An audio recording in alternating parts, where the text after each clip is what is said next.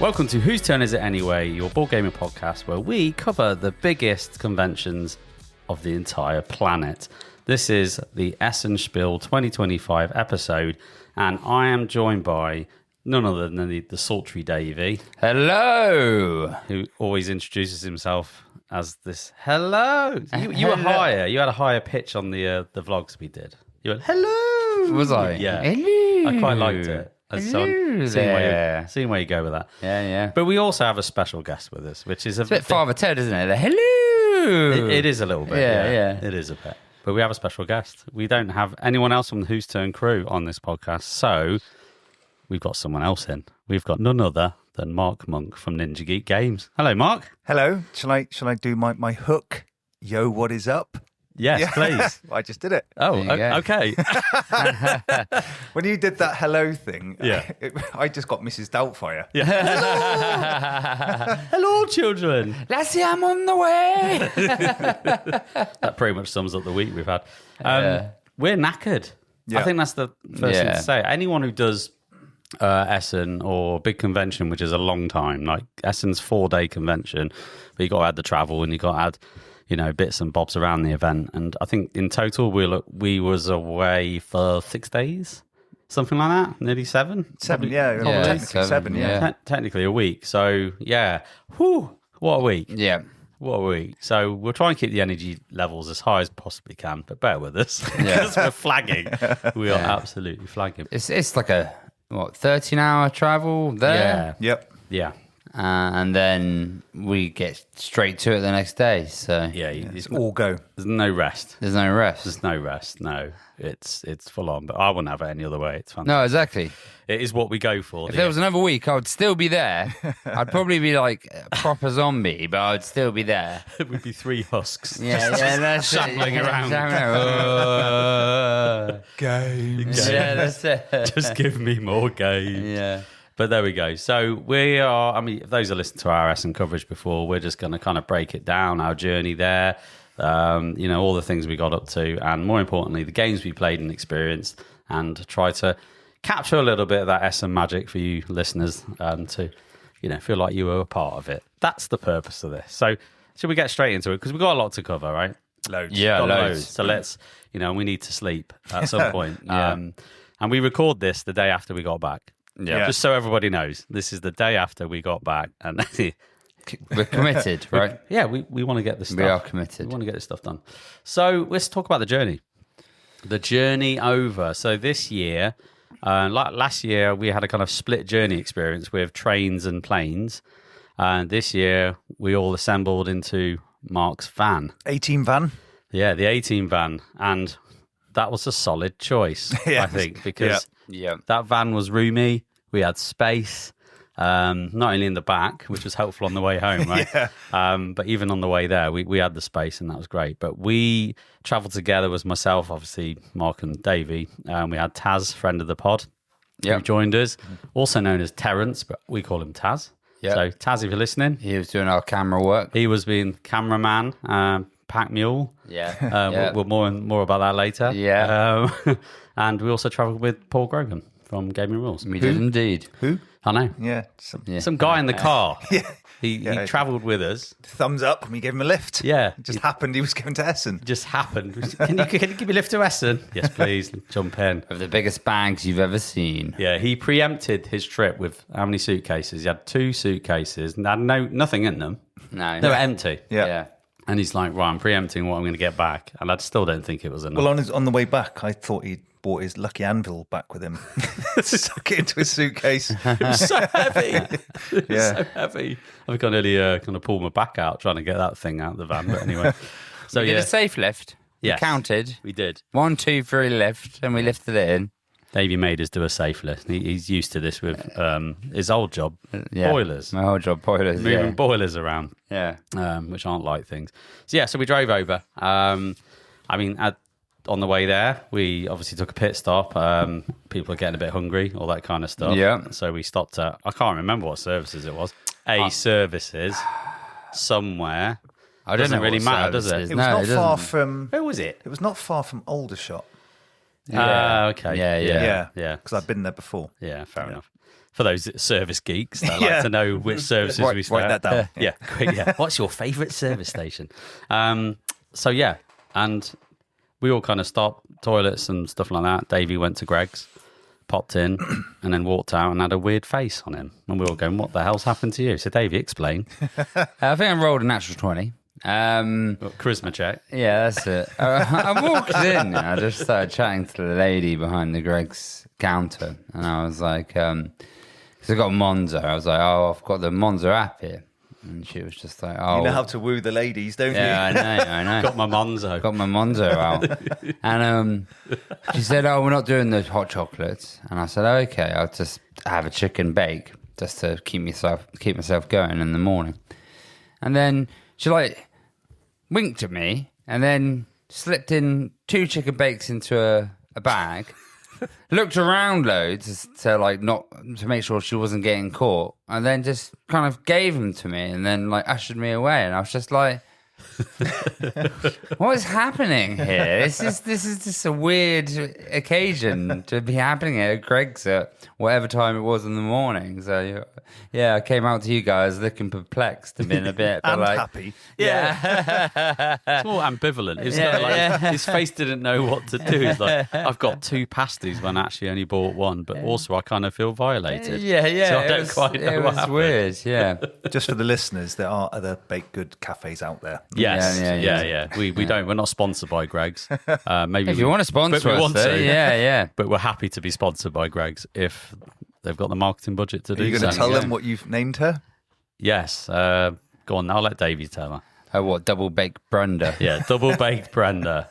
Was that a nickname from now on? Yeah. That was a nickname, yeah. Thank you, Brenda. Thank you, Brenda. Even though that's probably not your name. And if anyone in Greg's listens to this podcast, she's probably been fired. So I think it's a slim chance yeah, that's that the a people, very slim chance, right? the board gamers that work at that particular Greg's on this particular service station on an early morning of Tuesday Yep. of last week. But Yep. there we go. It just made me laugh. So that kind of set the mood up, really. Yeah. Yeah, Davey Yes. with his double pasty Double pasty. windfall. Yeah. And off we went to the tunnel. I actually thought we'd peaked there. It can't get any better than this. I thought Davey's done. His weekend's going to be crap now. Oh, little did you know. Yeah. So yeah, hit the train, got over. And Yeah. was done the train, easy peasy, drive on. Easy chill, peasy. half hour, you're in Calais. And then off we went. Off we went. Yeah, so basically you So split we the drive. switched. Yeah, Yeah. you split, right? You, Hey, we did a switcheroo. you did a switcheroo. We did do a Yeah. switcheroo. So you- Me and you. Yeah, into France. Yep. I was sat in the driving seat as we were leaving France. You were sat in the driving seat. Yeah, that's it. Yeah. shared the privileges of the drive. We did, So. which I'm quite glad of. It definitely helped a lot. It's a long way. I mean, I did It is a long way. You did the full haul. I did the full lot in 23. Yeah. And It's like 600 miles. yeah. Yeah. And it's like to hit it in one go. I remember getting to Germany last time and I was just, oh God, I thank advertised- God we're here. You've Yeah. advertised Greg's. You Yes. might as well advertise how good a car a Citroen is with its fuel economy. I cannot get over it. I'm still astounded by the economy of the, what was it, a Citroen Space Tourer. a space tourer. Like, holy shit. I think its fuel tank is like the TARDIS, isn't it? It's- Yeah. Well, we got to Kent and it was still like over 3/4 full. yeah. Yeah. And like, bearing in mind, it's a good 3 to 4 hour drive at whatever, I don't know how many miles it was. And then we actually got all the way to Germany and it still had over 1/4 of a tank. And I was Yeah. like, what is going on? Like, has this got some alternate power source that it's just driving it? Just the power of diesel Just and the- oh my God. long, Brilliant. like not straight, but long journeys where you don't have to go up and down hills. and cruising. stuff. Yeah. You're cruising, yeah. Yeah, it's great. Good old Citroen. Well done. you go. Well done with your efficiency of engine stuff. So anyway, we got there. We did get there. We got to the hotel. We stayed this year in Duisburg, which it's not in Essen, because anyone who tried to get hotels last year quickly realised that actually most of the hotels were hiking up prices like there were no tomorrow. And I think we found, speaking to a lot of people, they were doing the same thing. I don't know of anyone that was staying in the city unless a publisher was forking out for the hundreds of pounds for the deals. So we were outside 20 minutes away. For those that don't know the German geography, huge hotel, there, wasn't it? It was huge. Yeah, Yeah. huge. A little bit dated in areas. One grumpy man behind the desk. Yeah, another happy man behind the desk. Love the happy man. Yeah. He would do anything for you. Yeah. And the other one was no. Yeah, that was it, wasn't it? So, and they shut their bar, so we basically had to game in the actual lobby area because they shut their bar, which had enough big tables for everyone. Stupid o'clock. I mean, 6 o'clock. Yeah, I think it was 6 o'clock. It says on the thing it should shut at 10, but we only got there once, and that was on the Wednesday. Yeah. So this kind of leads us on to the Wednesday. After we talk about what we played Tuesday night, but after the press event Wednesday. That's the only time we got there back. We got back there early.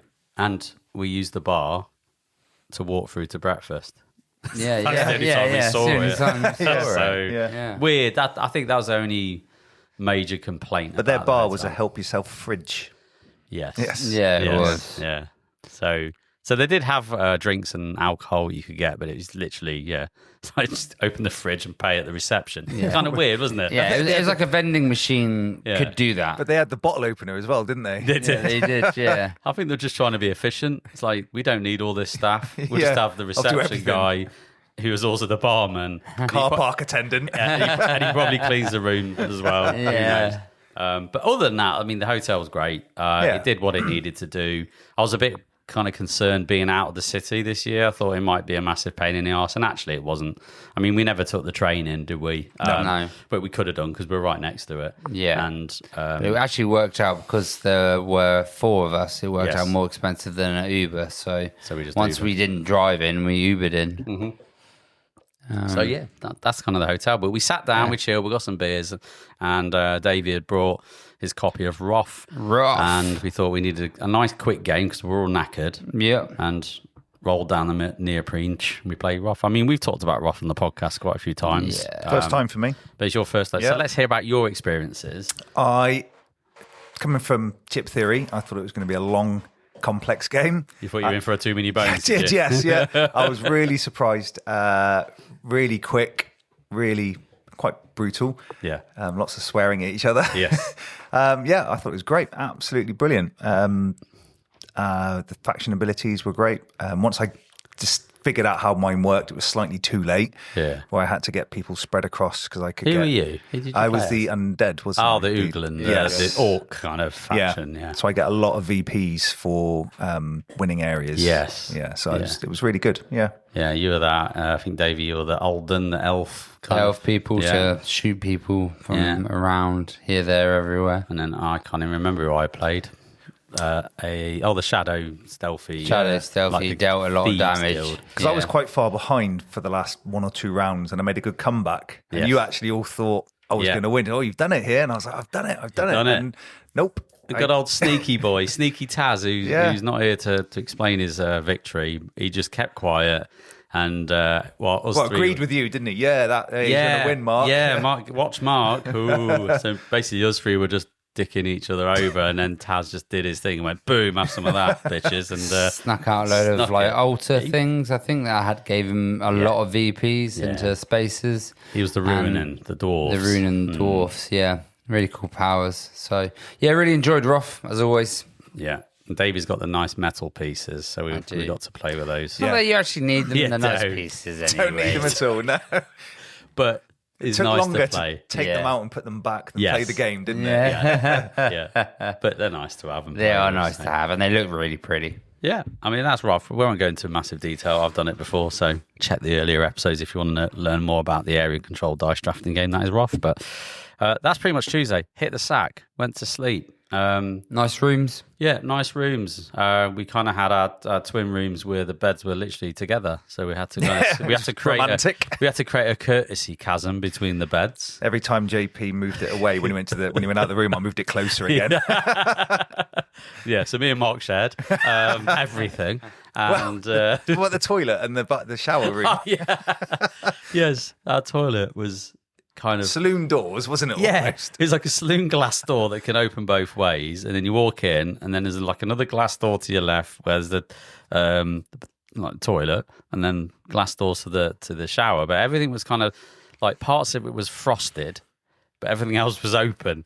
So there was times where during the week, like one of us was on the toilet, but if our front hotel door was open, you can kind of see straight through to someone having a shit. And it's just, you think it's private, but it's not really. Man, our rooms were completely different. We were right next door. Ours was like a refurbished closet. Yeah, it was. Yeah, and your door went in. It looked like Broom cupboard. broom from the cupboard outside. door. Yeah, it was really weird. And out of the whole hotel, our 2 doors were the closest I saw out of all the other rooms. It was literally like wall to wall, You know what it door to reminded door. me? It reminded me of the Harry Potter 5, where the house, Sirius Black's house, is hidden. yes. Yeah. You know, it kind of slides apart and it reveals a whole new house. Yeah. I think it was that. Yeah, I that think was just it. a hidden room that just revealed itself. JP kept banging on the walls to tell you to keep it down. Yeah. Keep it down. Keep it down, boys. Trying to sleep. But no, it was fine. The rooms were pretty good. Slept well, in fairness. So Yeah. it's all good fun. But then we got to Wednesday. Raring to go. Press We're raring to go. event. So This was my first press event as well. am I? Yeah. Oh, was it? Yeah, Davey Oh, did right. last year. I'm the veteran. He's the vet, so I didn't know what to expect on the Essen press event. So yeah, we it was quite nice because we had a little lie-in because it was a 11 o'clock press event starts. Well, actually, technically it's 9:30, but as David said before, they do a lot of awards for games, but it's all in German. We don't speak German, No. so probably not that helpful for us. No. Dave, So you we went turn round up. robbing the tables? Yeah, so he turned up at 11 and got a load of free drinks from where people hadn't drunk their drinks on their tables. So Yeah, they were. I did that last year as well. It's like, why not? They're going to go to waste otherwise, Yeah, right? throw 'em So, on. Me and JP went and got the sealed bottle of Cokes, but Davey was just like emptying dregs into one glass.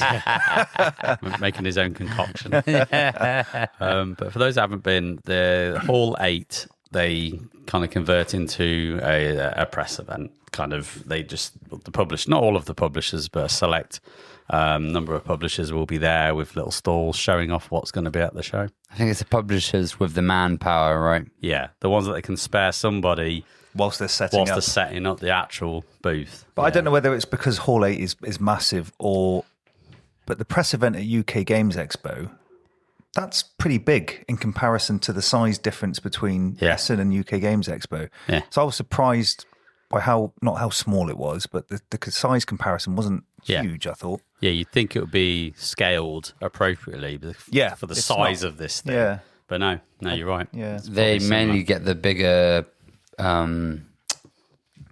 producers and designers in, don't they, with the Essen one? Yeah, You UK don't Games see a Expo lot is of, lots of like indie. yeah. Yeah. You get a lot more That kind just of... surprised me. I imagined it to be sort of like, 2 or 3 halls put together. And when I came in, I was like, oh, actually, it's like being at UK Games Expo. Yeah. Pretty much the same sort of thing, isn't it? So, I wonder if you have to pay more for the Essen one. And then the UKGE, they're just kind of like, come along. And then I think the UKGE one, they're just like, come along, like, show your games off. So yeah.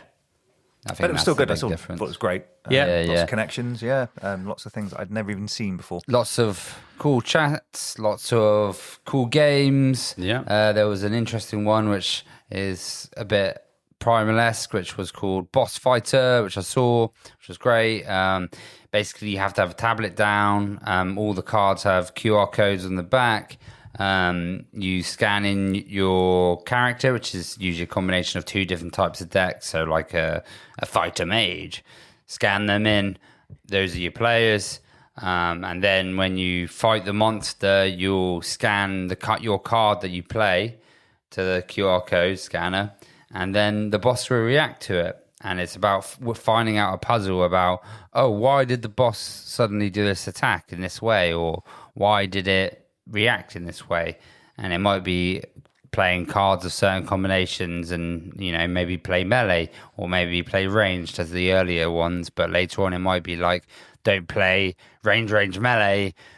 do this, and then you get better spells and stuff later on. So it looked quite cool. Artwork was great, wasn't it? Yeah, the art was great. It was a Pegasus Spiel game, and I think Peter gave us a game, which was really nice. He did, yeah. I punched it out today. Yeah, cool. So it's ready to rock. Ready to rock. So yeah, that was the kind of the first big chat that I had. I love the fact. This is what I love about Essen is that I'd never heard of this game. No, and they're quite a big publisher as well. Yeah, And I'd Pegasus Spiel. Yeah. They're a big deal. And then suddenly, it's, we've got this game. Oh, okay, cool. It's done out in a really good booth, though. It had its own table. That's right, yeah. So it looked quite cool. So we'll give that one a whirl and talk more about it when we actually play it. But I like the premise of it. I think I wonder if it's a family game, but it will definitely appeal to kind of kids. More I think it's like a midweight primal. Is the only thing I could think of. I think it might be slightly lighter than midweight. Maybe lighter than midweight. It depends how the upgrade cards work with the deck. Yeah. We said like my first primal or something. Yeah. But I don't know whether that's doing it justice, because when you start getting towards the end bosses, you might actually have to play quite tight combinations and work out the puzzle. Yeah, bypass me through all my research for Essen. Never even saw that. No. I think going for the preview list, I don't think I saw it. And if I did, it didn't jump out at me to look at it. So who knows? But yeah. It's why I like going in blind. I did all my research last year. This year I went in blind. I'll probably do my research next year, Yeah. So that was one thing. I mean, I popped by Czech Games Edition to get my copy of Space Agencies for SETI. It's an expansion for SETI. We'll talk about that in a bit. So just caught up with them for a few bits. But yeah, talked to loads of people. It was great. Everyone was so nice, friendly. And I know they want to sell their games, but it just was really natural, just great. Yeah, I think it's set up a lot of the conversations for the week, because it's like, right, I'm going to come and see you. Yeah.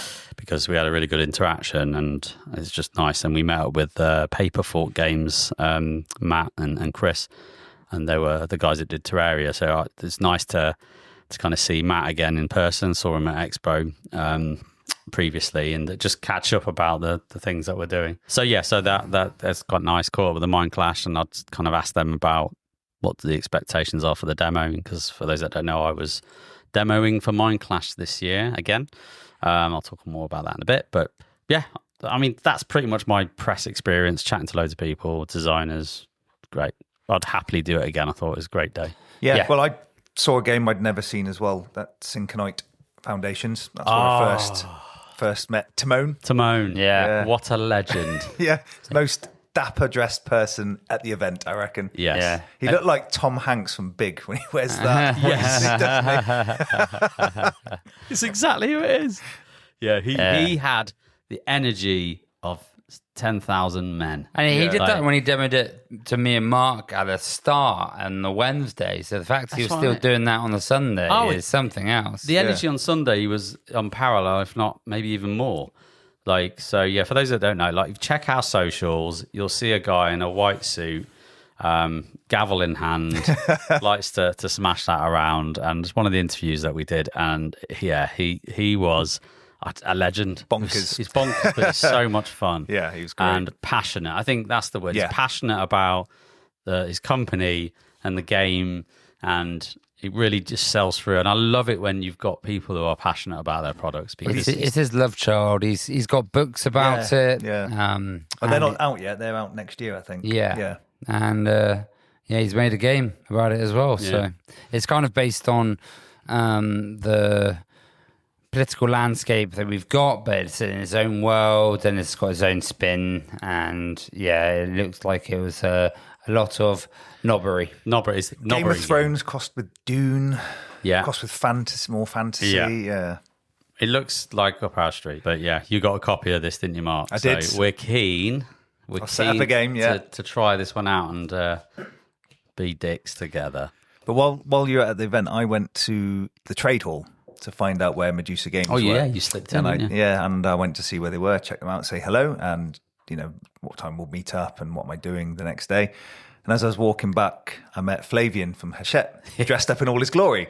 And he was like, do you want to come into this little special area and look at all these games we've got on, And I said, Yeah. Great, thanks.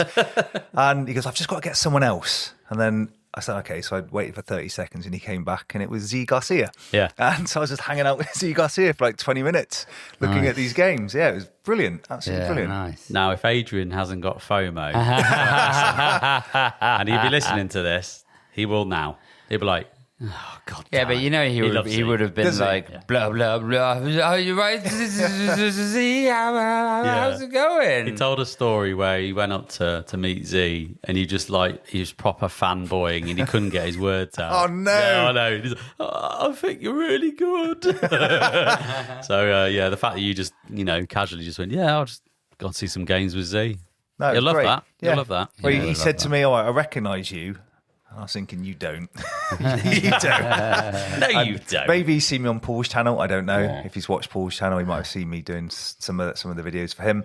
But I was like, this is great. And I said to him, I can't believe I'm hanging out with Z Garcia. And just to make Adrian more jealous, he put his arm around me. Oh, he touched you. He touched me, Nice. yeah. So I'm not washing this shoulder again. Brilliant. That's so good. Yeah, so chats with the press event as well. I just want to give out a shout out to Brian, who was one of the designers of Company of Heroes. Yes. Because we had a great chat with him. He was obviously a massive fan of the old computer game as well, because they've done so much justice to the game. From everything I've seen and from what everyone's been talking about, Company of Heroes looks amazing. So, yeah, that was cool. Peter from Albie. Yeah, that's it, from Dirt and Dust. Yeah, we had a good chat with him and could have kind of led off of like being like, he was in a bit of a somber mood because he was a bit gutted about the fact that he didn't know who his game would appeal to, because it's a rally game, but it's also really kind of like a solitaire Euro, but the person with the most points wins. But at the end of the event, when I did look at BGG, it's saying a nice 7.4 because it was a lot lower when it first released. So I think people have actually started talking about it and realizing what it is. It's a rally game. Yeah. It's a time trial. Yeah. Of course, you're kind of solitaire as person with the quickest time, but it's got a real nice puzzle and like tight elements in there. So no racetrack. No racetrack. No, it's literally like rallying. It's an efficiency game, isn't it? Yeah. You got to approach the corners and plan for it. With a little bit of push of luck with some stuff, right? Yeah, it looks like it. Yeah. You got a nice conveyor belt mechanism for activating your cards. Yeah. Which is quite clever with dice that will activate when they hit the dice levels, and then you can manipulate them or add dice to have more actions, so your powerful cards will stay on for longer. Yeah. And your crappy cards you just stick them at the end of the conveyor belt, take them once, and they pop off again. Yeah. Yeah. Looks fun. I'd like to try it. He signed my copy. He did. Yeah, nice. It's a running theme with signatures and board games. I want to tell him what I did for you. No. What? It was romantic, wasn't it? With Which your one? SETI box. Oh, my SETI box. Oh, yeah. So we got SETI, we played it. Because we used my base game, we just chucked everything into I said, mine. you have this expansion, because for us to fish it all out would be a nightmare. Yeah. So I went to SETI the next day, had a meeting with them and got my copy of SETI. And just as I turned up, Thomas was there, the designer. And so I got him to sign the box to JP and sign it. But JP didn't know this. So when I gave him the box, I said to him, as I was opening it to put your promo card in, someone knocked me and they've spilt something on the inside of the box. And he was like, what? And he looked in and he went, you. You know what I've done, though? Because I spent today popping everything, including the expansion. I realised I don't keep expansion boxes, ever. Makes a photo frame. So I binned it. No. So this morning is the first time I've done this. I have cut out the front cover. Yeah. Because that's where the reverse the signature is. I've cut out the front cover, so I have a card Nice. of space agencies, and that's currently in the rule book just somewhere, because I can't throw that away. Frame it. Yeah, or I could frame it. I could do something with it. But it's in now my main SETI box. But as I walked away, yeah. I just went, idiot. Why don't I just get my name and just change the box? I would have had it. Yeah. That's true. You just put the lid over, swap yeah. it. But I got you Luke Laurie's signature as well, You didn't I? did, And then yeah. John with his edge cards. Yeah, you just keep giving me all these signatures and stuff. It's pretty cool. Yeah. So, anything else on the press? So got to speak to Roberto, who runs Rockstone Dice. Really friendly chap. And basically, he showed us this game. He's self-published. Showed us this little stock market, like mid-weight stock market game about manipulating dice and flipping tiles to go along, and basically trying to sell high, buy low. As well as having cool little combos cards on the side, as well as then trying to match this stuff you're mining to artifact cards to get the most VPs. Yeah. What's it called, Davey? Yeah, what's it called? Gems of Iridicea. He's nailed it. Yeah. Nailed it. There we go. We got there. It's a running gag. It's a running gag. Yeah. Going to do the interview and then being like, I've got to say the board game name, whereas I should have said, oh, this is Roberto, and he's here to tell us about his game, and then pass it over. You know. But he sold nope. out, didn't he? He sold out in the end, yeah, which was really good to see because he was just such a good, nice chap. And yeah, gave us a copy. And we did get to play it, but we'll get to that. Yeah, we'll have a proper deep dive on that. We'll get to that in a second. So basically, Wednesday was all about getting back mid-afternoon. We thought, let's get back to the hotel. We've just got the SETI expansion. Mark's brought his core box of SETI. Let's try this thing out. So again, mentioned the bar. That was the first and only time we got in the bar area. And we thought we were going to have free beers. We nearly did. We nearly We did. didn't know there was a running tab because they just come in and out, didn't they? Yeah. And we thought we might. Not that we're trying to get away with stealing beer, but No, not at all. That's true. We don't condone that. But we'll always have free beer if it's on offer. So what does space agencies do? Well, SETI, the expansion comes with 3 new aliens. We played with 2 of them because we thought, well, why not? Because we've played all of them before. So we put the new 2 new aliens in, and one's kind of an amoeba related one. I think it probably is called an amoeba. Don't spoil them. I'm not going to spoil them. That's what I'm going to say. Yeah. Yeah. What are you going to say? Don't spoil Yeah, and there's another one that has a ship on it. I can't remember what that's called. Yeah. I can't tell you. Actually, I think I do, but I'm going to not mention it because you're right. Davey's absolutely right. The whole premise of the game is that you start with the alien face down, so therefore you uncover it during the game and go, ooh. Yeah. And actually, that's quite They good. could keep doing this forever with these aliens. Just keep throwing new alien packs out, couldn't they? And that would They were lap it up. Very clever, weren't they? Yeah. They were very good. The 2 that we played, I was impressed with the simplicity of them, but also the fact that they were fun to play. Yeah. And they're very different. Yeah, exactly. So came with those, but the bit that I was actually most excited for, and the game basically met my expectations on what this expansion was going to do, is that you had asymmetric corporations, and there are 11 in the box. Weird number. I don't know why there's 11, but there's 11. So you basically dish out, deal out 2 to everyone. You pick one, and off you go. So Davey, you can playing. liken it to Prelude, right? For Terraforming Mars. It's the closest thing. And it was one of the expansions where I didn't know it needed this. It didn't need it, but now I won't never. But I play did. without I it. didn't know it needed it, but it did. Yeah. Right. Everyone knew it was an amazing game as it is, but when they added that in, suddenly it's like, oh, this has made this game somehow even better. Yeah. So I was playing the probe guys, and basically my power was to, I could have an extra probe out, and at the start I got to put 2 probes out, and as a free action during my turn, once around, Taz, once around, Not every Taz, turn. not every turn, I got to move my probes, each one. Yeah. Each one, different one. So I could have 3 probes by the end. Yeah. So I was The prober. exploring the galaxy and probing everywhere I could. And he did that. Yeah. Did it well. He definitely did that. I had a corporation which is every time you play a card, which either had a red, blue, or yellow signal on it, you get to mark off a little benefit. And my once per round was I could clear those tokens and then do that again if I want to in the same round. Simple, but as anyone who's played SETI before, just getting a credit means everything. Yep, that means one the credit. world is because it's really tight. So yeah, it was quite nice to play with that. Who did you play, Mark? I can't remember the name of them, but the purple ones, weren't they? Yeah, so so when my data gets placed on my player board, I could take that action for free. Yeah. So I was spamming anytime when I could get data tokens, I was spamming it and getting those blue signals. Blue trace. Yeah. It was really good. And then my special once around ability was I could trade cards with the market. Yeah. So when I was trying to look for signals, I could choose the card or move or select one that had a bonus that I wanted. Yeah. So it was quite good. But Yeah, I think I did the scan action like twice in the game.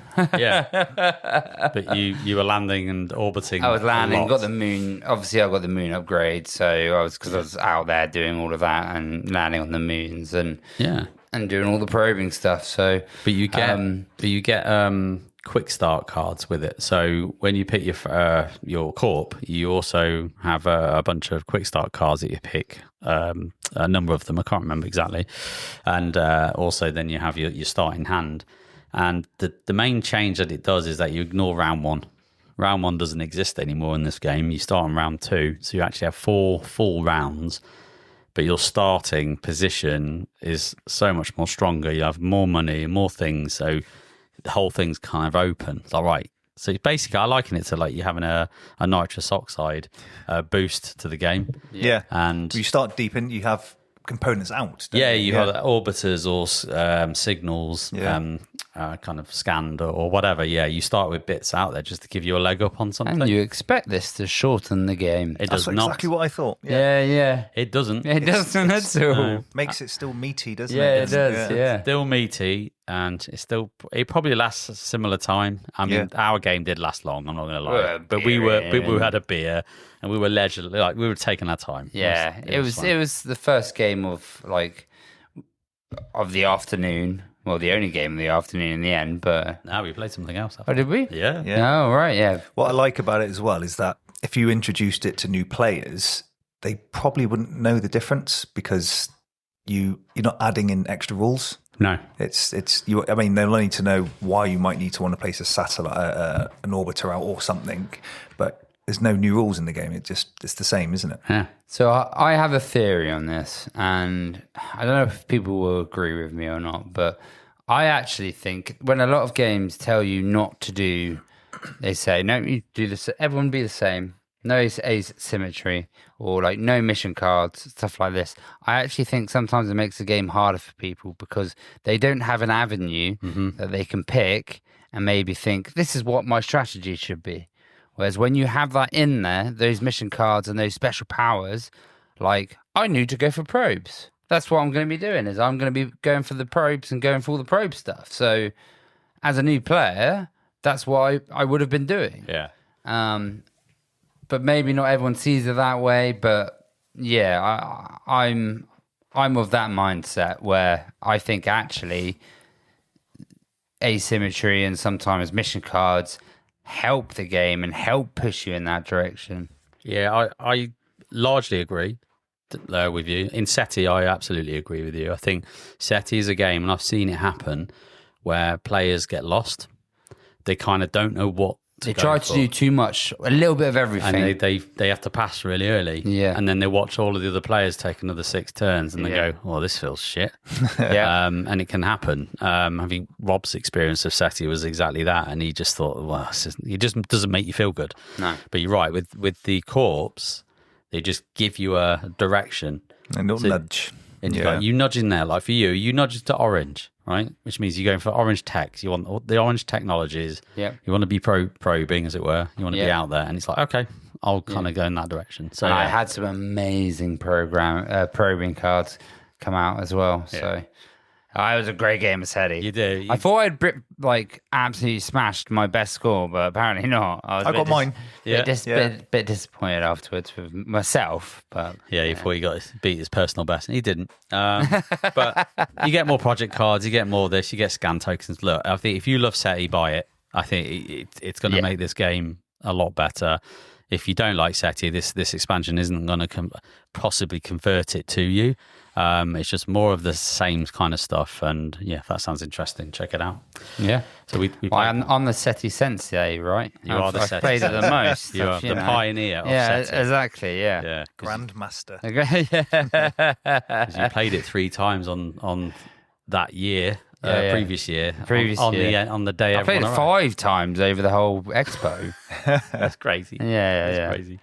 So then we retired for a lighter game, and We did. because we had a bit I of time. can't remember what game we So- played. It's gone. It's gone. So out of nowhere, we had a little collection of Paul's games that we brought back with from the us. press event. From Yeah. the press event, and Whisperwood. Thought we'll crack out some Whisperwood. See, I didn't play that one, did I? 'Cause I No, was you doing didn't. You came down a little bit later. That's right. Yeah. Yes. Mark had to go do his narrations. Yeah, it became a daily task for Mark, which is just got off to do my narrations. Yeah. Because Which is just him sitting in the toilet. he wants a nice echo effect. Yeah, that's it. No, so I was doing Tabletop Gaming magazine asked me to do some. It's cheaper to get me to do it than send one of their own. You need to up your prices, mate. Which was really good. So I got to go to behind the tables and stuff where people couldn't go to do some videos and things. So I had to do some narration and things for them. Yeah. So I said, right, you play Whisperwood, because I thought it'd be a light game. Yeah. And then came down and Yeah, geez. It basically, Whisperwood is, you start by having a 4x4 grid, which isn't a set 4x4 grid player map. It's you get like a little indicator. And then you have a cat.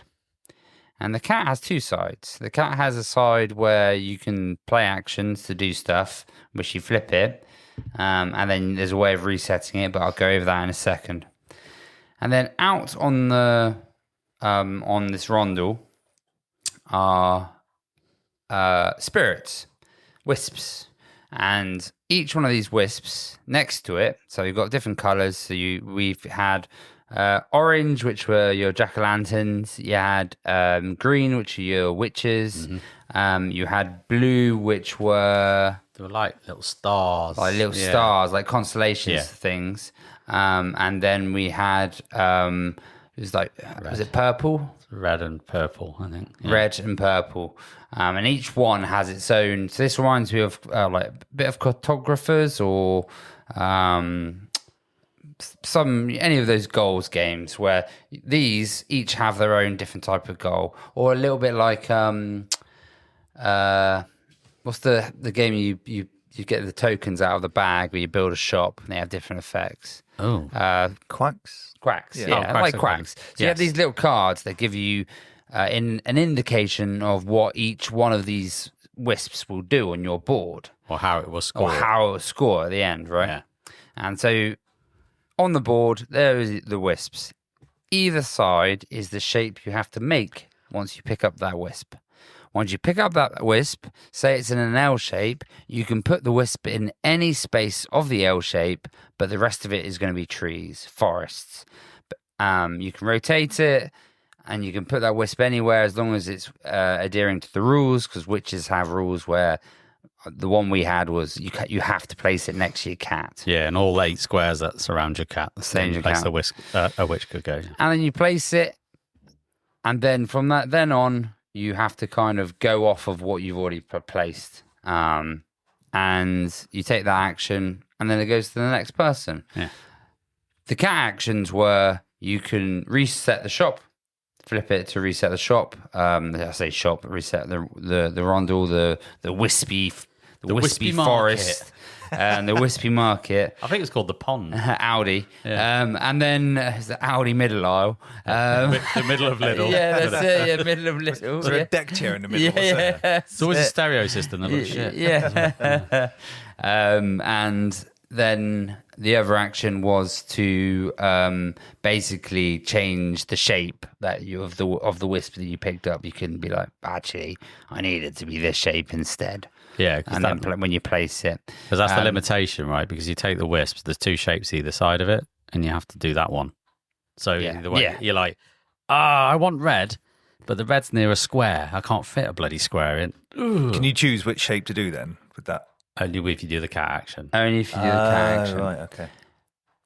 The rondel doesn't fill up in between turns until it gets down to 3 of the same color. You can choose to reset the shop, or obviously all of them gone, reset the shop. The other action that you could do is you could do 1 to 2 forest tiles, place them out, and then flip your cat back over to its action side. So you generally want to put these forests out only after you'd flipped your cat action and done your cat action. And that is to try and fill up your 4x4, because the first person to fill it up gets extra points, and then it ends that round. And then next round, you remove all your forest icons, turns into a 5x5, and then off you go. And all your wisps are all in the same places. You do actually have a choice to move your cat over anything, over a wisp or anywhere else. So because of the wisps, because of the restrictions of the witches with the cat, you might have surrounded it. But next round, you can move your cat over there and then suddenly try and surround it with witches. But I was doing a witch strategy, and then after everyone saw how many points I scored the first round, everyone, nope, not letting him have any more witches. Well, I came down. So that went out the window, that did. But yeah. So I came down about 2/3 into the game. And I went away when you were setting up, and you go, just a nice light game just to finish off the evening. I came down 2/3 later. They all had their head in their hands, looking at the board. I think I said something, and they all went, shh. Yeah. Trying to think here, Mark. Trying to think. Rejected! But it was really crunchy, and it was really good. I enjoy cartographers with the puzzle making, and obviously that's you're drawing it on your own little sheet, and you have to make certain combinations, and you've got your goals that you have to hit, which is this is that, but with an actual kind of board that you're making out in front of you. Yeah, and it was a real surprise. I'm ashamed to have said that I'd already written this game off in my head. I already had. I just thought, this is going to be for kids or something. I did. I just thought, it's going to be light. I don't tend to do light games that much.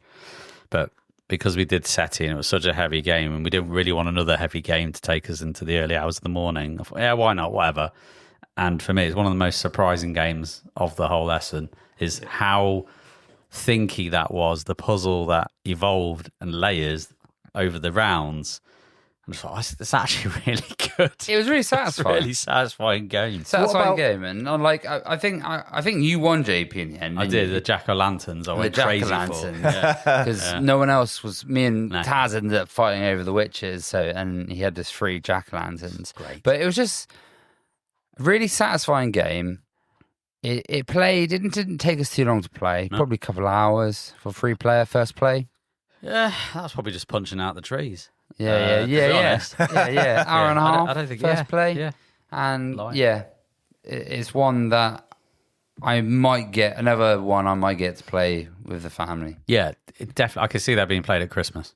So what about people because it looks like a cute, cozy game, doesn't it? Yes. And people are going to go and get it thinking it's a light family game, and then take it home and go, oh my God, this is really crunchy. Do you think that's going to happen? See, it's not. The rules are simple. Crunchy. The rules are simple. Simple rule set. Which makes like a page accessible. or 2, is it? Yeah, it's just it's not that the rules are complicated. It's really not. Davey read it out and we went, okay. Literally just went, okay. Yeah. Just the it's the puzzle that's behind it. It's just trying to get an efficient use of space and tessellating things into the space so you can score. To play the game, a kid could play this game. Yeah. They might not do super great at it with the high score. Yeah. But because you know what we're like, how do we get the best score?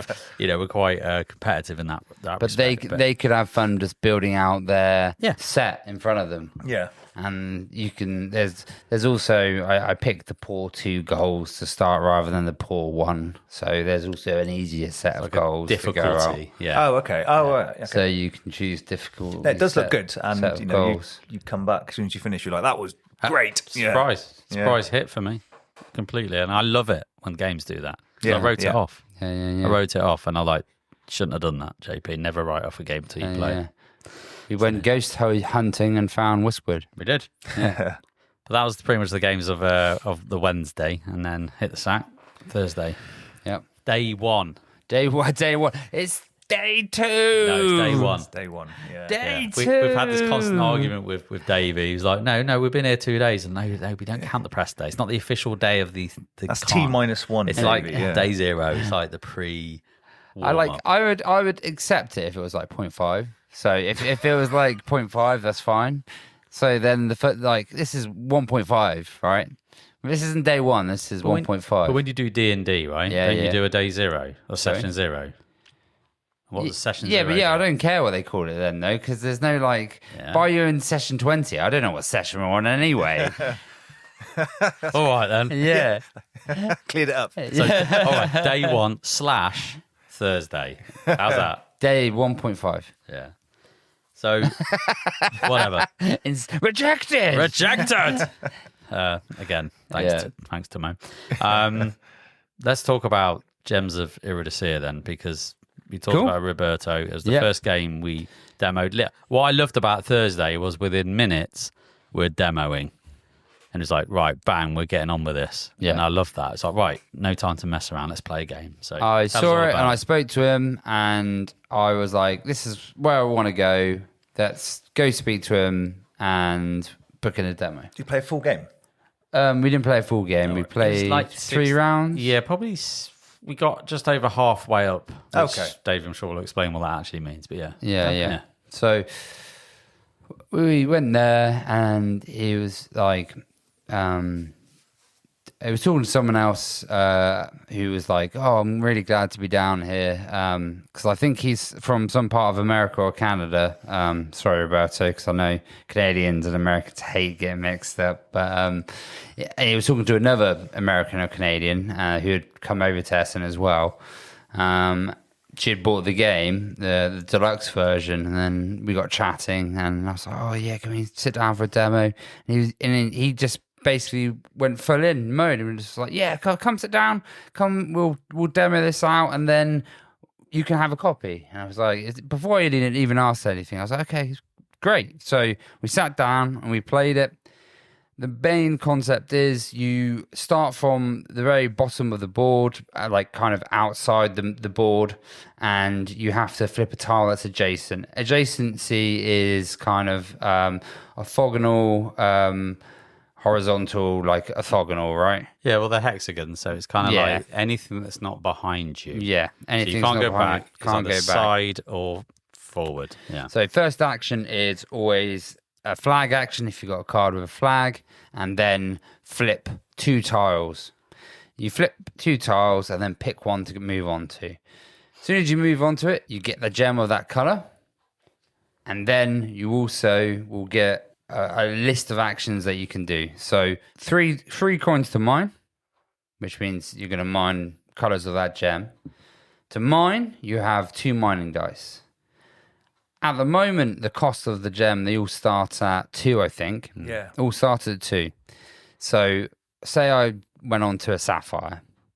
At the moment, I know it's a cost of 2. I'm more than likely going to get it. So I'm going to spend 3 out of the 5 coins I start out with to mine. Mine, each dice is individual. So I roll both dice. If I rolled a 1, I wouldn't get the sapphire. Mm-hmm. And then if I then rolled a 5, I'd only get 1 sapphire. If I rolled both over 2, I'd get 2 extra sapphires. But my go's not over. I could then use those 2 coins to buy a card from the market. Or I could sell these sapphires I've just mined, but only at 2. But say there was a card for 2 coins, which there is, that can increase the value of a dice. Not only can that increase the value of the dice you roll, but it can also increase the dice value of the market. Mm-hmm. And these flip over as well. So 1 goes to 6 and 6 goes to 1.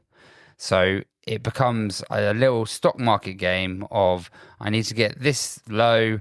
This is in and out of 1. Oh, I'll play this to then sell, and then I might be able to mine again, because you can mine a limited amount of times as much money as you've got, but you've only got a limited amount of spaces where you can also keep these resources. Like 7, isn't there, or something like that? If you go over, you have to give them to your your opponents. Yeah. So I like that as well. It forces you, then you might have to sell it really low. Yeah. Oh, I really need those, and I've got this red one, and it's worth 1. Yeah. So do I sell it or give it away? Just give it away so I can then mine the better gems. And it creates this nice decision space. There's a little bit of luck. Obviously, you're rolling dice. There's always going to be luck.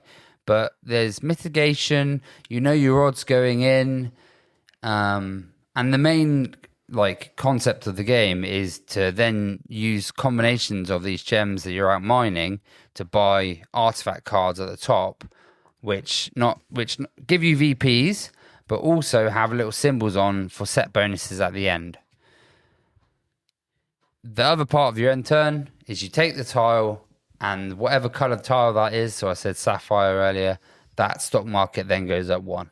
So suddenly they're worth 3. So you might want to hold on to that card, which increases it by 1, and hold on to that. And then the sapphire tile pulls out.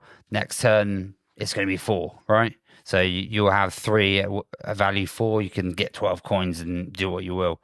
There's loads of little cool abilities. And the game ends when everyone gets to the end, because you obviously can't go backwards. You can go sideways or forwards. And then you kind of toss up the points. You get point set bonuses for the tiles you take that are underneath you, for your artifacts, and for coins, but not much for coins. So yeah, it was just a really fun game.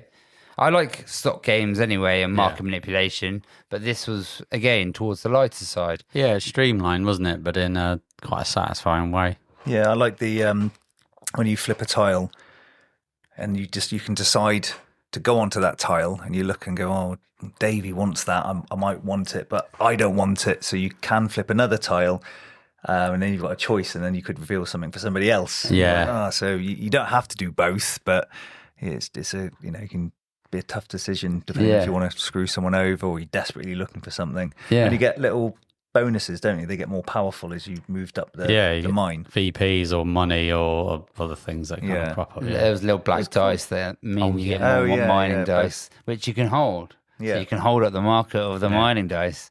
So suddenly you're just like, oh, I need to mine 6 of these. I'm going to roll all these 6 dice when it's low, and suddenly get them. So, but this was very thought out, and for a luck-based game, I'm going to put this in commas because you knew your odds going in, It's mitigatable, and you can as well. mitigate it. Yeah, I like that. I don't mind looking games if you can mitigate it, or you know that if a market dice is on 6 and you go for it, you're going to have to roll a 6.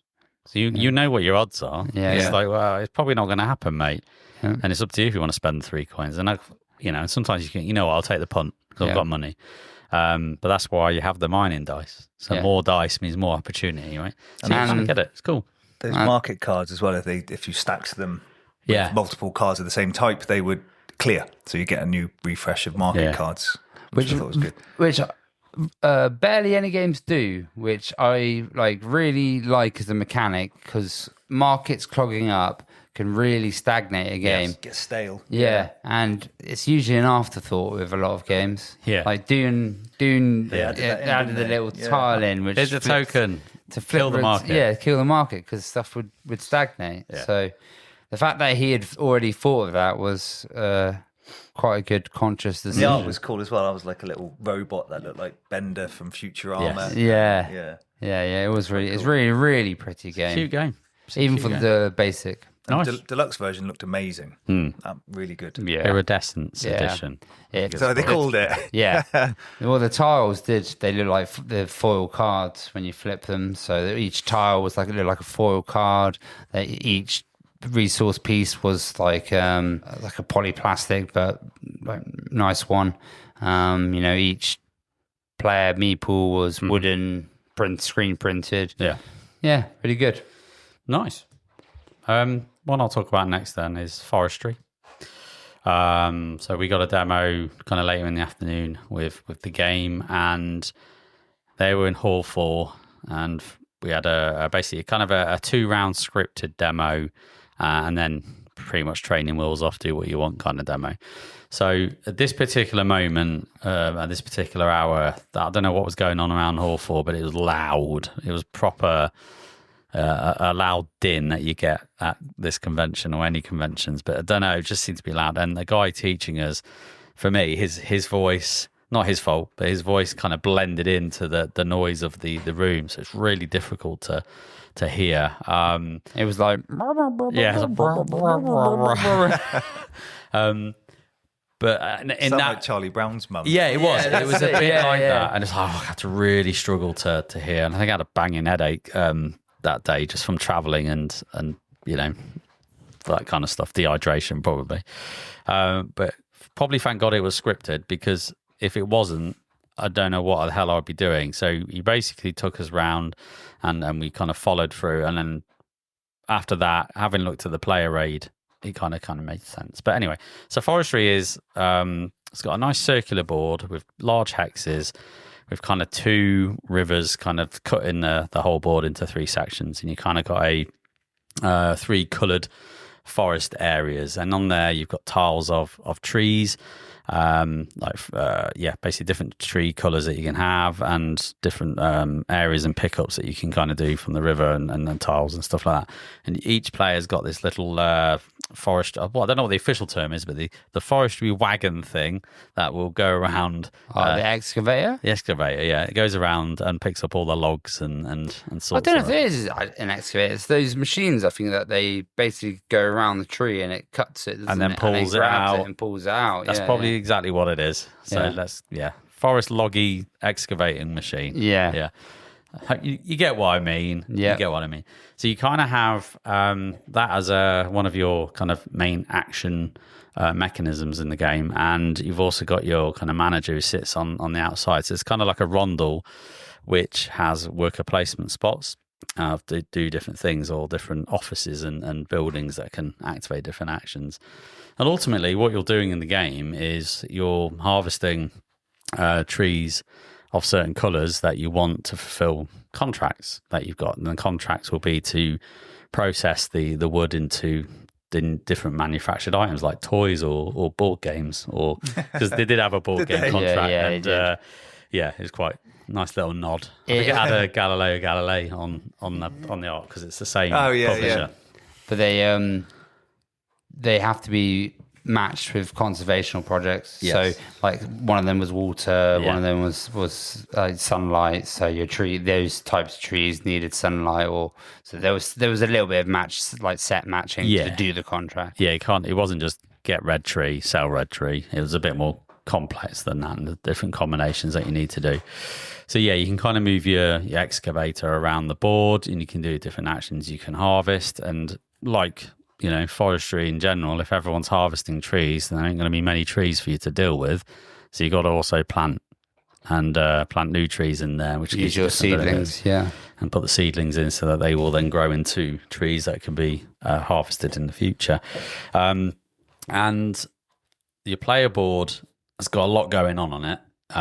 You've got this nice wheel, which is kind of linked to, they look like achievement stars, but every time you get stars, you move this kind of token around the track, and once you go all the way around, you're able to kind of level up some of your technology, which will give you more actions. So how you take your actions in the game, there's a little disc on the side, and I think you start with 3, and you'll spend action points to do different things in the game. So every action either has a pip or 2 pips. That's how many action points it costs, and you do as many as you can, and you can always buy more actions to get a bit more squeezy efficiency. But yeah, if you're going with this technology, you're basically getting more actions per round, getting more efficient. I really like this. Not just more actions, though. You couldn't do the same one twice. Right, is that right? One of them was more actions. Right. One of them was gain resources and basically get a contract. In the wheel, it's divided, yes. So the wheel, within the wheel, it was like a broken pie up chart. into 3 sections. One of them was like upgrade your action tree.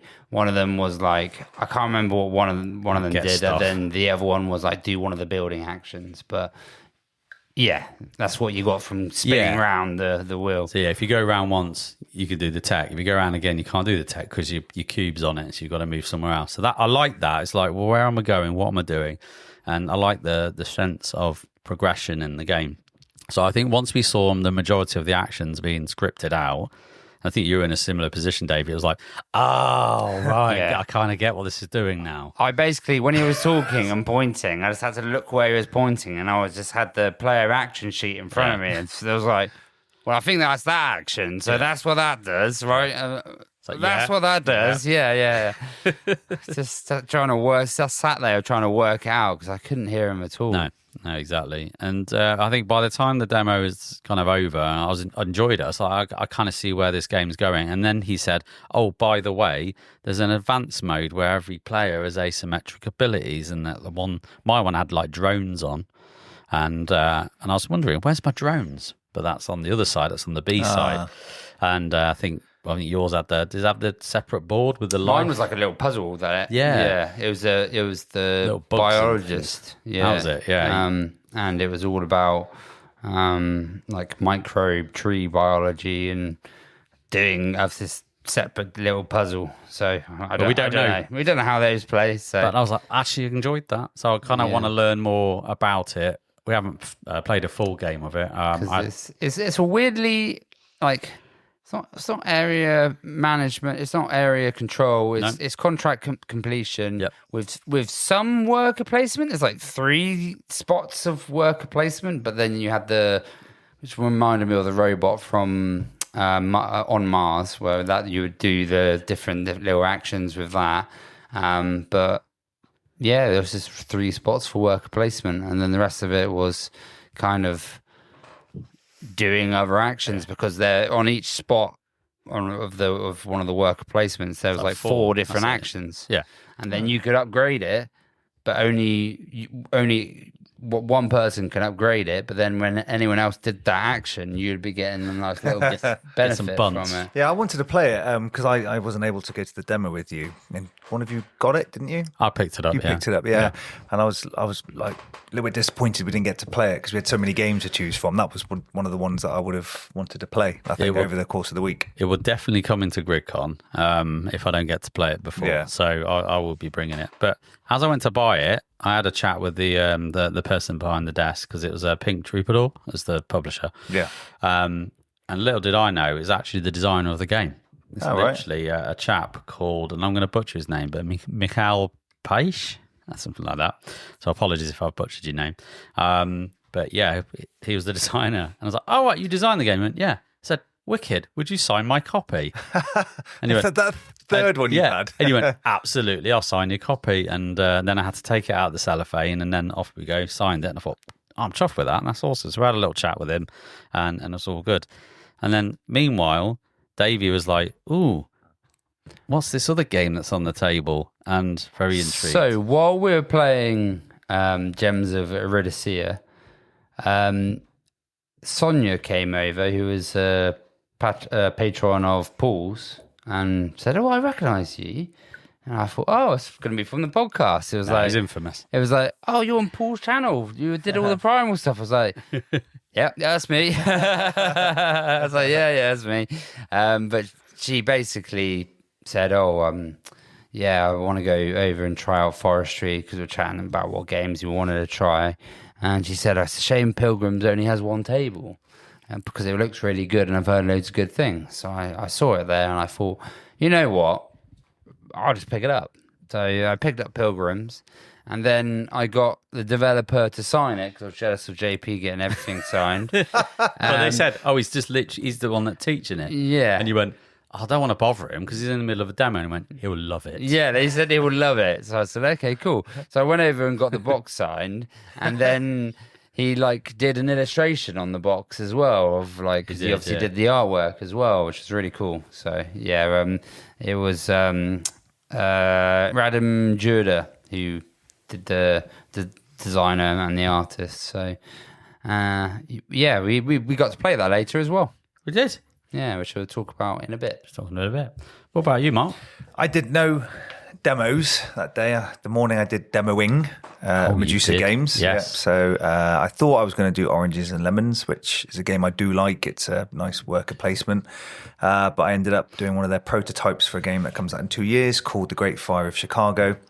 which is sort of like a standalone, not even an expansion really, just another version of the Great Fire of London that they did a few years ago. I think that was Medusa Games' first game they did. Right. So set in Chicago, and the premise is really good. It's Chicago had a very good fire alarm system in the 1800s, and the night of the fire, either the fire alarms didn't work or the person controlling them was an idiot, and all the firemen were going all around Chicago except to the fire. And it was only when it got so big that someone went, I think it's over there. Yeah. And then they all congregated. You see that glow over in the corner of the city? Yeah, I think it might be there. So you likened the appearance to the cones of Dunshire, which made me laugh. Yeah, I just walked past, just saw a load of cones, and my brain just went, looks like cones of Dunshire. So you cracked me up. As soon as you said that, I thought it's so spot on. I love that. Like, for those that don't know what I'm talking about, Cones of Dunshire, it's a reference to Parks and Rec, where one of I think he ends up becoming the city manager, Ben Wyatt, is a character who invented this board game ages ago, and this board game is just like loads of cones stacked upon cones, and it's just ridiculous rules it's as well, the isn't most it? nonsense game. Just YouTube, just put in Cones of Dunshire and you'll see the clip, and it's brilliant. Yeah. So. It was the fire's represented by these cones, and then they're centralised into the central of the board where the fire started. I think it was a barn, and you draw a wind card, and whoever's turn it is, they will move fire to an adjacent building. Now, what's cool here is that each sort of main street or building has buildings of your colour on, and there are 6 colours in the game, and you are trying to protect one of those colours. So I think like yellow, so I'd want all my yellow ones to survive, but I want all yours to burn, because when a building burns, it goes over your victory point score. So each building of yours that burns, you lose victory points. So you start off with 50 and you can end up with none. You have a number of actions then where you can move firemen to the fire, and these little black cones sit on top of the fire cones, and if your meeple is in the same place, you can put the fire out, and then you get the fire cone, and it's a bit like Longest Road in Catan, where if you have the most fire tokens, you get points, and someone could then take over. You also have resources that you can take to a boat, and at some point during the game, these 2 boats will start to move down the river. So you've got limited time to get your resources, and they give you victory points. And over the course of the time, the fire will spread, burn down. You can put it out and it'll go elsewhere. So I was demoing that for most of the morning, and it was good fun. Had a lot of people come over, and they said they enjoyed it. I hadn't played it before. I got taught that day, so it's very simple to pick up. I think I had one minor teach. Seems like it's going to be good fun. The only thing is I found it a bit long. Yeah. So I don't know whether they need to look at stacking the cards, because the game runs out when the wind cards run out. Okay. It just I think just went on a bit too long. So for the demos, I kind of half the cards so that we could get more people playing the game. Yeah. Okay, cool. Which is what you want at a convention. Yeah, exactly. Just get people having a taste and then What go. is it? Is this something I enjoy? Cool. That's enough. That's what you need. You need a taste. And it's a bit like that forestry demo. It's like, for all the faults of the noise and everything, the demo did exactly what it needed to do, is to whet your appetite and go, well, I like this. Yeah. Yes, I will. Off we go. It's something I don't usually agree. Paul's like a avid scripted teach guy. Teach guy, believer of it, and I'm not. I like being like left to my own devices, but actually, if I was left to my own devices in forestry, I just probably wouldn't have ever had a clue, because I couldn't hear him teach it. Yeah, so, it definitely has its uses, and I used my Brian Blessed voice for it. Did you? Oh, did you? Yeah. Don't do Nice. Oh. I could do mine. Well, in the afternoon, then I just planned picking up all my pre-orders. Yeah. And I had a meeting with CGE, so I got like SETI and Wispwood and Arnak expansion, and I got Recall. Yes. And I went to Crowd D Games because I saw Paul Grogan had done a playthrough of Innsmouth Travel Guide, little dice rolling right, where you have to take your what are they called? Not visitors, cultists. No, it's like a saga. You're on a trip, And you're going through Pilgrims? taking people through. No, sightseeing. Going cruise. Sightseeing. Yeah, the sightseeing through A tour? through Innsmouth. Yeah, tour. Oh, a tour. Tourists. Yeah, tourists. We're tired. They go through Innsmouth, and you roll dice, and you've got to take them to certain buildings and things. And at the end, I think there's a fight with one of the ancient ones. Okay, It's a little cool. bit. It looks like it's very light. And Yeah, then you yeah. Just rub it off and do it again. Yeah. Oh, nice. Yeah. So Nice. that was my day. Okay. Yeah, well, so me, Taz, and JP, while Mark was demoing, went over to the Titan Forge stand, and we saw Eve, a War for New Eden, there, which is based on the online computer game. If you don't know, Eve Online, like people have lost lives to it, not physically, but because it becomes a new like job to them. You can pretty much become like a mafia lord or an emperor or just a little pirate or, you know, Han Solo in it, which is what draws everyone into this MMO. But it's a 4X, and I really wanted to try it 'cause it said that it could be played in 2 hours and it wasn't too complicated. So we sat down for this demo. We got taught the actions, and then pretty much went. The actions are really simple. You have a board. It says what actions you can do out in front of you. Where the complexity comes in is with your tech deck, which is it's thicker than a deck of cards. Obviously, it was a smaller, but Huge. it was huge tech deck, and the ships, loads of different ships. Yeah. They do 2 versions. There was the version we were playing, and then the big version. The big version, I think it's called like Nexon version, which is the ships are like massive, and the tiles are all massive. But yeah, we got a demo of this game. You basically do an action, do your thing, goes over to the next person, they do an action. You get three actions, and then the next 2, if you want to use them, cost money. You have build, move, research, extract. Yeah. And that was the core concept, really, wasn't it? There are more that I'm missing. There are a lot of like basic actions, but they were simple. Is your 4X tropes? So it's kind of what you'd expect from a 4X game, right? The little picker-upper that they have of this ship, which has like a little sucker on the end. So to pick up the tiles, you just plonk it down and then take the tile off and flip it. Oh, no, yeah, because it's all set out, isn't it? All the tiles are out before the game. That's it. It should be really easy to peel the tiles off, shouldn't it, Davey? I got a bit gun-ho with it. I was like, yeah! and then I couldn't get the tile off, and I was just luckily he was talking to someone else, and I was just like, oh my God, You meant to push a button at the top, aren't you? There's no button. It's a ship. not? That's that. Yeah. That's that. You're talking about the pickup Does it look like device. that, though? No, No. it's like a model cool ship with a sucker on the end. Yeah, with a sucker right. on the end, yeah. And then Taz used it straight after me just to be like, this is how you use it. And he very lightly did it, took the tile off, flipped it over in front of me, and I was like, oh, you bastard. Did you eject it? Yeah. It doesn't have one of those like lips on the suckers. You know, sometimes you can you can peel it. Yeah. No, it didn't have one. So he's trying to do it. It's like gives it. Peeling the back of the board off.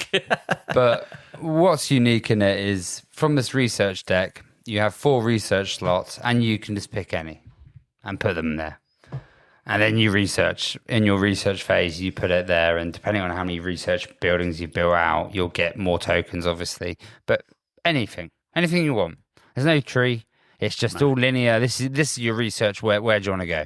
Oh, right. And then your ships, your starter ships, you have 4 different ones. So, and then they each have different abilities and strengths and everything. So the one that's better at fighting slower. You've got your scout ships you want to send out there. You've got the kind of the ones which are the in-between, and then like your faction special ones, which usually have cool little upgrades that make it do different things.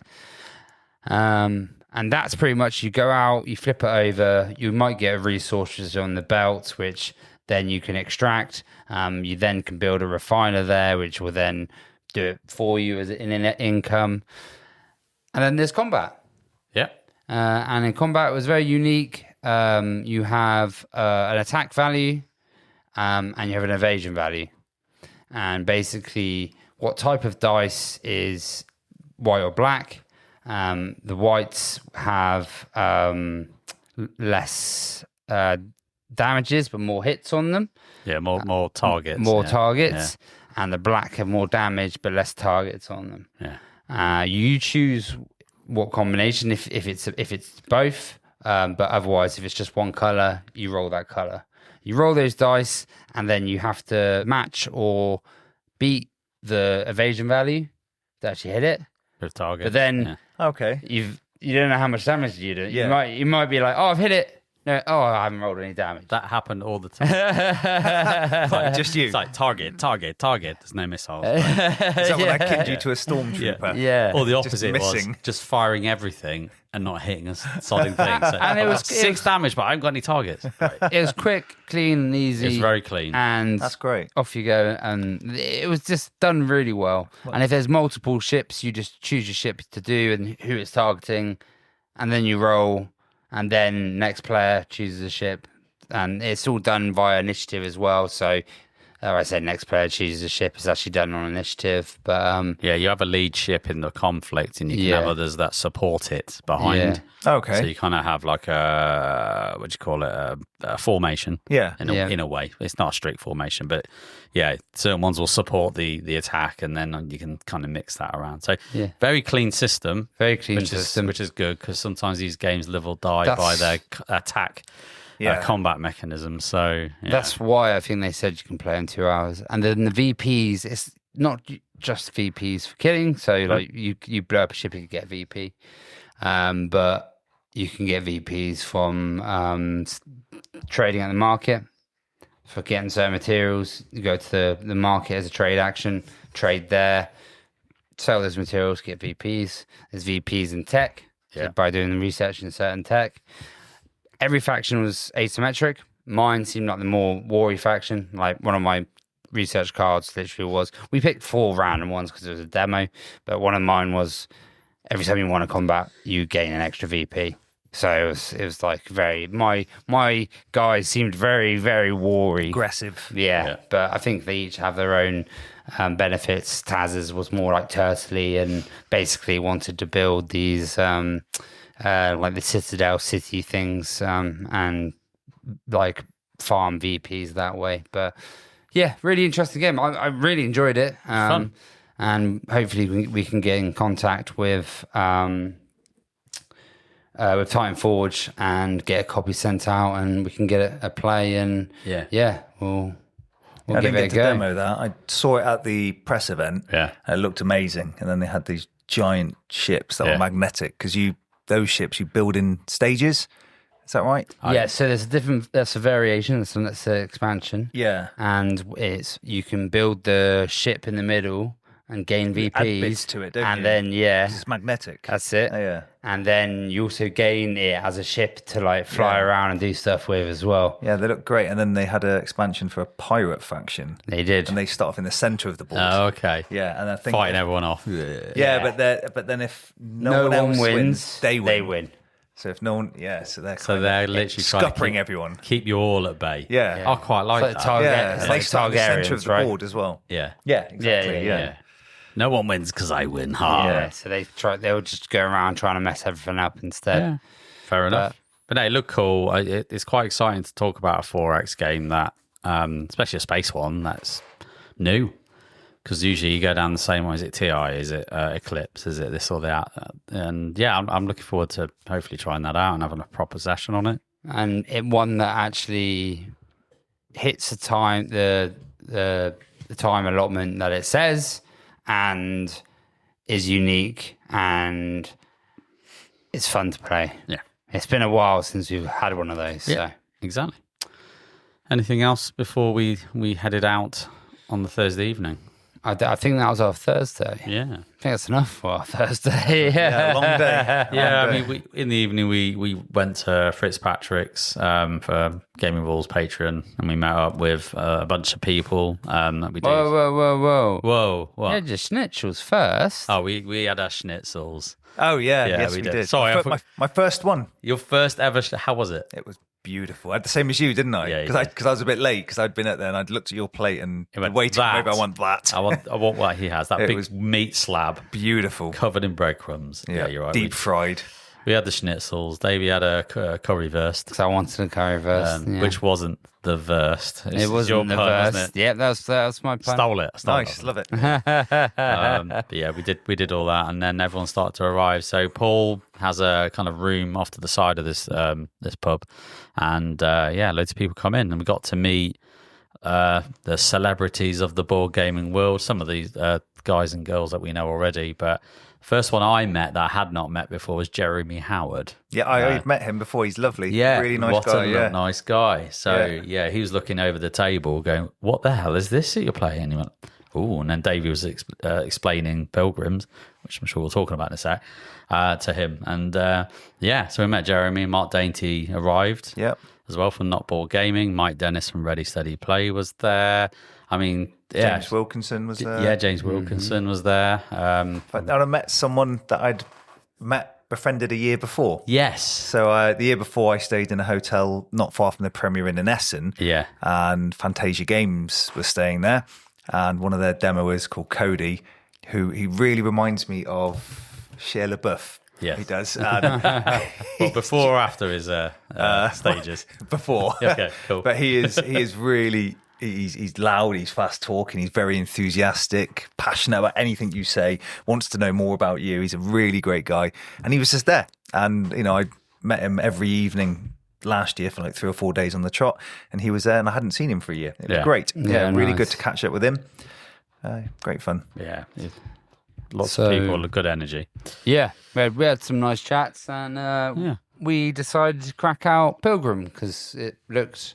lightweight and something like light enough to play at a pub while we could still have chats with people there around and kind of do what we were doing. The biggest challenge at gaming in Fitzpatrick's is the table space because you can't put a big game on. Like, you just don't have the footprint. So it's like, what do we have that's a small enough footprint?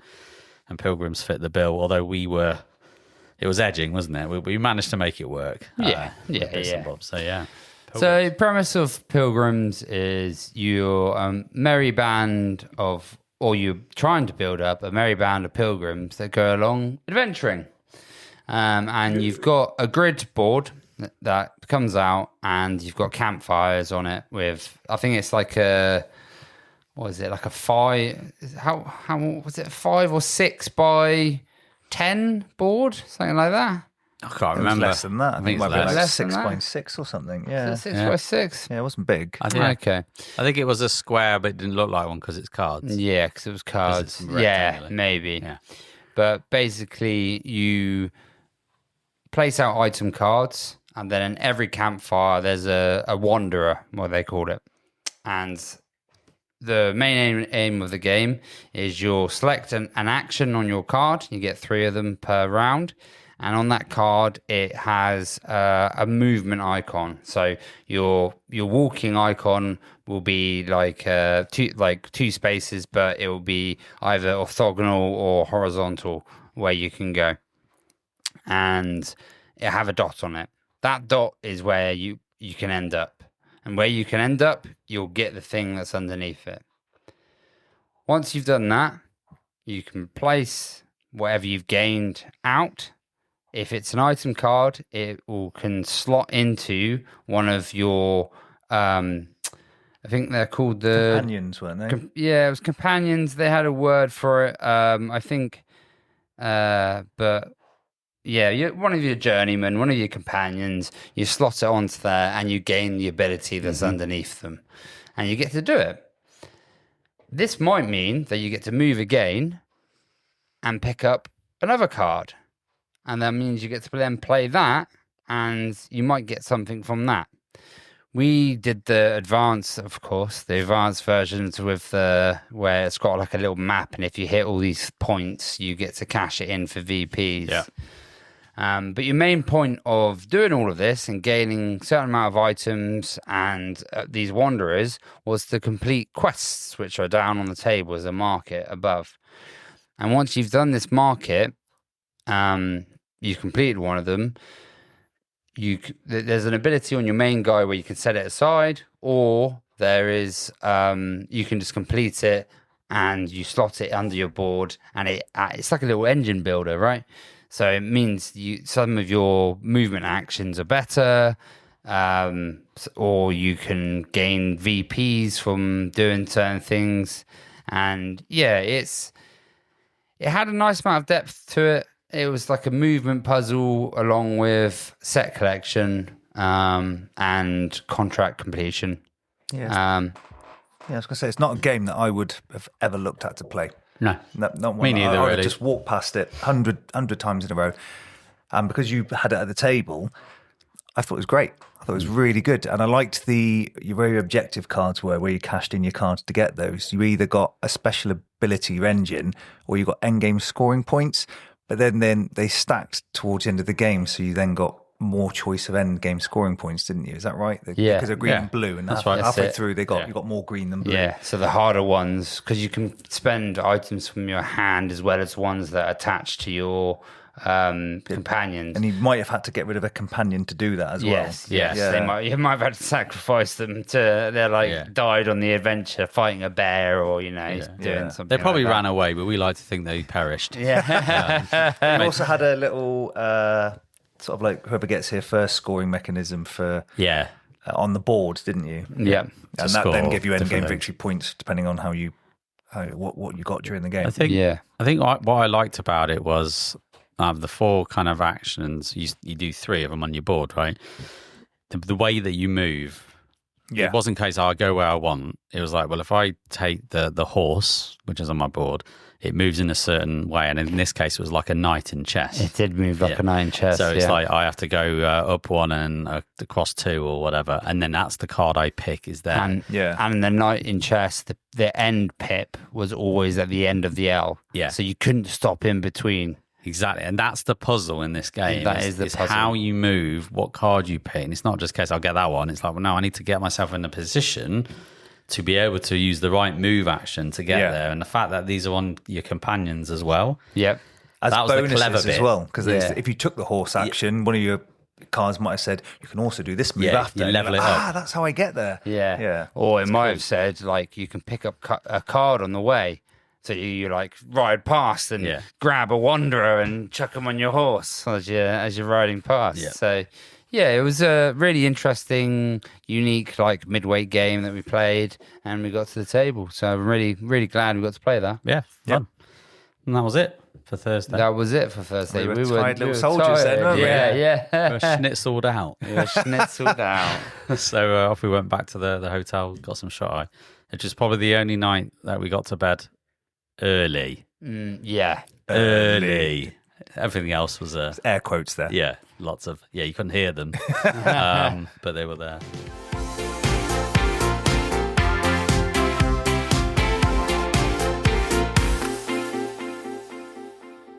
Because our Essen episode is full of content and jam-packed full of games, we're splitting this episode into 2 parts. So this is the end of part 1. And if you want to listen to part 2, you can. That will be released shortly. So hope you enjoyed this episode. And until next time, just turn it.